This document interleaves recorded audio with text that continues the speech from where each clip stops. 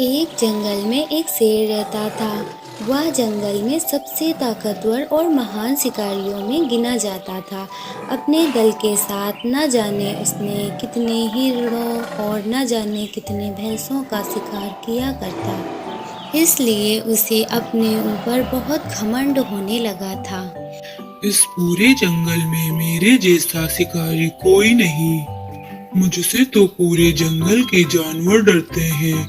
मैं जिसे चाहूँ उसका शिकार कर सकता हूँ। एक दिन उसने अपने साथियों से कहा, आज जो भी शिकार होगा उससे सबसे पहले मैं खाऊंगा, उसके बाद तुम लोग खाओगे। शेर की ये बात सुनकर सभी हैरान थे। शेरनी ने शेर से पूछा, अरे ये क्या कह रहे हो? ऐसी बातें क्यों कर रहे हो? शेर ने बोला, हम ऐसी वैसी बात नहीं कर रहे हैं। जो भी शिकार होता सबसे ज्यादा मेरा ही योगदान होता और मेरी ताकत के दम पर ही बड़े से बड़े शिकार कर पाते हैं। इसीलिए शिकार में सबसे पहला हक मेरा है। मैं ना हो तो तुम लोग भूखे मर जाओ। अब जो भी शिकार होगा उसको सबसे पहले मैं खाऊंगा। फिर एक सभा बुलाई गई। शेर को समझाया, देखो, हम मानते हैं एक महान शिकारी हो, मगर ये भी सच है कि बाकी लोग अपनी क्षमता के अनुसार मेहनत करते हैं। इसीलिए हम इस बात से राजी नहीं हैं कि शिकार पर पहला हक तुम्हारा हो। हम सब मिलकर शिकार करते हैं, इसीलिए हम सब मिलकर खाएंगे।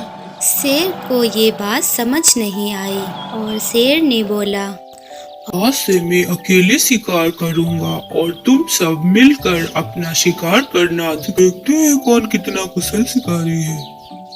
और ऐसा कहते ही शेर सभा से चला गया। कुछ समय बाद जब शेर को भूख लगी तो शिकार करने की सोचा।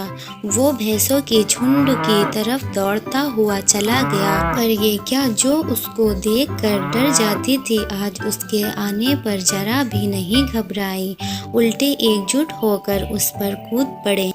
शेर ने सोचा, कोई बात नहीं, मैं हिरणों का शिकार कर लूंगा। और वो हिरणों की तरफ बढ़ चला, मगर वो अकेले इन फुर्तीली हिरणों को घेर पाता। इसके साथ वो हिरण भी शेर के हाथ से निकल गए। अब शेर को एहसास हुआ कि इतनी ताकत होने पर भी वह दल का साथ पाए बिना वो एक भी शिकार नहीं कर पाएगा।